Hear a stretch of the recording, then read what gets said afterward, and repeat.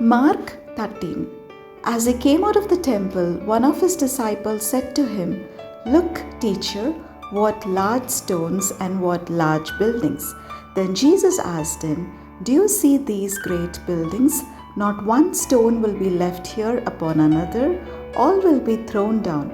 When he was sitting on the Mount of Olives opposite the temple, Peter, James, John, and Andrew asked him privately, "Tell us, when will this be, and what will be the sign that all these things are about to be accomplished?" Then Jesus began to say to them, "Beware that no one leads you astray. Many will come in my name and say, 'I am he,' and they will lead many astray. When you hear of wars and rumors of wars, do not be alarmed. This must take place, but the end is still to come. For nation will rise against nation and kingdom against kingdom. There will be earthquakes in various places. There will be famines. This is but the beginning of the birth pangs. As for yourselves, beware, for they will hand you over to councils, and you will be beaten in synagogues, and you will stand before governors and kings because of me, as a testimony to them. And the good news must first be proclaimed to all nations. When they bring you to trial and hand you over, do not worry beforehand about what you are to say, but say whatever is given you at that time. For it is not you who speak, but the Holy Spirit. Brother will betray brother to death, and a father his child, and children will rise against parents and have them put to death. And you will be hated by all because of my name, but the one who endures to the end will be saved. But when you see the desolating sacrilege set up where it ought not to be, let the reader understand. Then those in Judea must flee to the mountains. The one on the housetop must not go down or enter the house to take anything away. The one in the field must not turn back to get a coat. Woe to those who are pregnant and to those who are nursing infants in those days. Pray that it may not be in winter, for in those days there will be suffering such as has not been from the beginning of the creation that God created until now, no, and never will be. And if the Lord had not cut short those days, no one would be saved. But for the sake of the elect whom he chose, he has cut short those days. And if anyone says to you at that time, 'Look, here is the Messiah,' or 'Look, there he is,' do not believe it. False messiahs and false prophets will appear and produce signs and omens to lead astray, if possible, the elect. But be alert, I have already told you everything. But in those days after that suffering, the sun will be darkened, and the moon will not give its light, and the stars will be falling from heaven, and the powers in the heavens will be shaken. Then they will see the Son of Man coming in clouds with great power and glory. Then he will send out the angels and gather his elect from the four winds, from the ends of the earth to the ends of heaven. From the fig tree, learn its lesson. As soon as its branch becomes tender and puts forth its leaves, you know that summer is near. So also, when you see these things taking place, you know that he is near at the very gates. Truly I tell you, this generation will not pass away until all these things have taken place. Heaven and earth will pass away, but my words will not pass away. But about the day or hour no one knows, neither the angels in heaven nor the Son, but only the Father. Beware, keep alert, for you do not know when the time will come. It is like a man going on a journey, when he leaves home and puts his slaves in charge, each with his work, and commands the doorkeeper to be on the watch. Therefore keep awake, for you do not know when the master of the house will come, in the evening, or at midnight, or at cockcrow, or at dawn, or else he may find you asleep when he comes suddenly. And what I say to you, I say to all, keep awake." Mark 14. It was 2 days before the Passover and the festival of unleavened bread.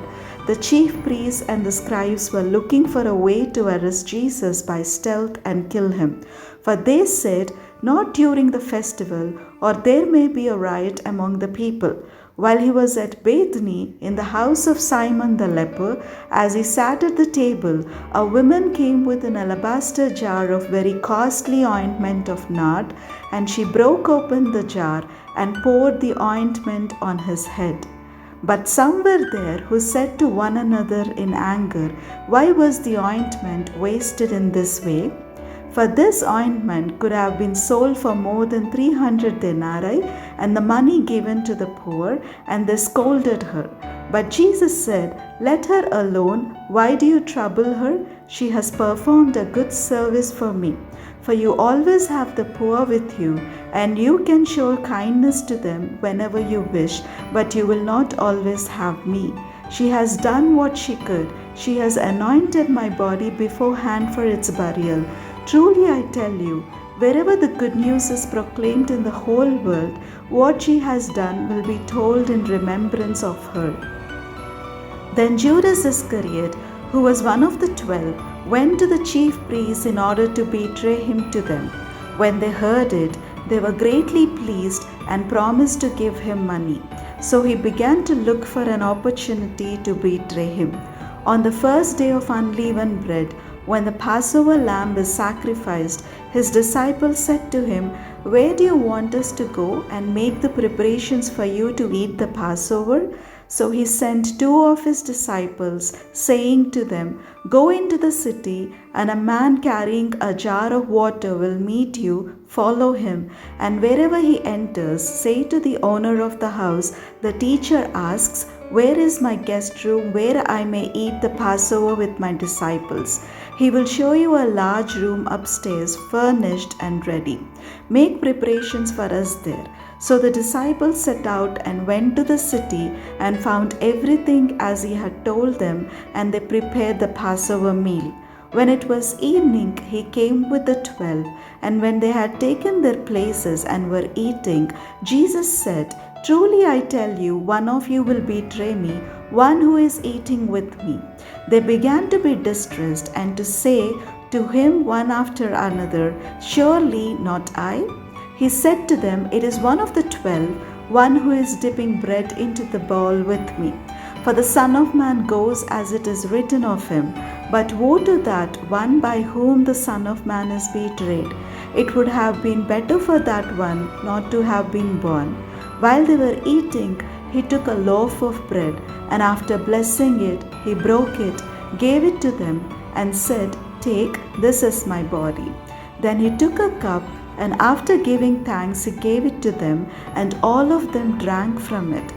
He said to them, "This is my blood of the covenant, which is poured out for many. Truly I tell you, I will never again drink of the fruit of the vine until that day when I drink it new in the kingdom of God." When they had sung the hymn, they went out to the Mount of Olives. And Jesus said to them, "You will all become deserters, for it is written, 'I will strike the shepherd, and the sheep will be scattered.' But after I am raised up, I will go before you to Galilee." Peter said to him, "Even though all become deserters, I will not."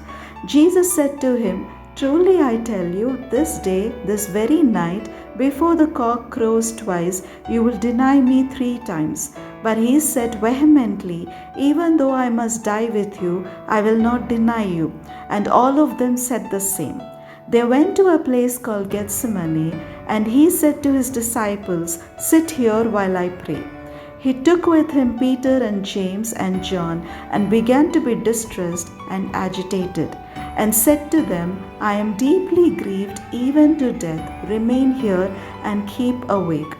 And going a little farther, he threw himself on the ground and prayed that, if it were possible, the hour might pass from him. He said, "Abba, Father, for you all things are possible. Remove this cup from me, yet not what I want, but what you want." He came and found them sleeping, and he said to Peter, "Simon, are you asleep? Could you not keep awake 1 hour? Keep awake and pray that you may not come into the time of trial. The spirit indeed is willing, but the flesh is weak." And again he went away and prayed, saying the same words. And once more he came and found them sleeping, for their eyes were very heavy, and they did not know what to say to him. He came a third time and said to them, Are you still sleeping and taking your rest? Enough, the hour has come. The Son of Man is betrayed into the hands of sinners. Get up, let us be going. See, my betrayer is at hand. Immediately, while he was still speaking, Judas, one of the 12, arrived, and with him there was a crowd with swords and clubs from the chief priests, the scribes, and the elders. Now the betrayer had given them a sign, saying, The one I will kiss is the man. Arrest him and lead him away under guard. So when he came, he went up to him at once and said, Rabbi, and kissed him. Then they laid hands on him and arrested him. But one of those who stood near drew his sword and struck the slave of the high priest, cutting off his ear. Then Jesus said to them, Have you come out with swords and clubs to arrest me as though I were a bandit? Day after day I was with you in the temple teaching, and you did not arrest me. But let the scriptures be fulfilled. All of them deserted him and fled. A certain young man was following him, wearing nothing but a linen cloth. They caught hold of him, but he left the linen cloth and ran off naked. They took Jesus to the high priest, and all the chief priests, the elders, and the scribes were assembled. Peter had followed him at a distance right into the courtyard of the high priest, and he was sitting with the guards, warming himself at the fire.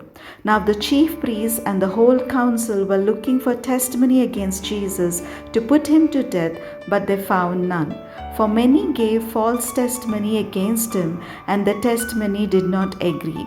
Some stood up and gave false testimony against him, saying, We heard him say, I will destroy this temple that is made with hands, and in 3 days I will build another not made with hands. But even on this point, their testimony did not agree. Then the high priest stood up before them and asked Jesus, Have you no answer? What is it that they testify against you? But he was silent and did not answer. Again the high priest asked him, Are you the Messiah, the Son of the Blessed One? Jesus said, I am, and you will see the Son of Man seated at the right hand of the power and coming with the clouds of heaven. Then the high priest tore his clothes and said, Why do we still need witnesses? You have heard his blasphemy. What is your decision? All of them condemned him as deserving death. Some began to spit on him, to blindfold him, and to strike him, saying to him, Prophesy. The guards also took him over and beat him. While Peter was below in the courtyard, one of the servant girls of the high priest came by. When she saw Peter warming himself, she stared at him and said, You also were with Jesus, the man from Nazareth. But he denied it, saying, I do not know or understand what you are talking about. And he went out into the forecourt. Then the cock crowed. And the servant girl, on seeing him, began again to say to the bystanders, This man is one of them. But again he denied it. Then after a little while, the bystanders again said to Peter, Certainly you are one of them, for you are a Galilean. But he began to curse, and he swore an oath, I do not know this man you are talking about. At that moment, the cock crowed for the second time. Then Peter remembered that Jesus had said to him, Before the cock crows twice, you will deny me 3 times. And he broke down and wept.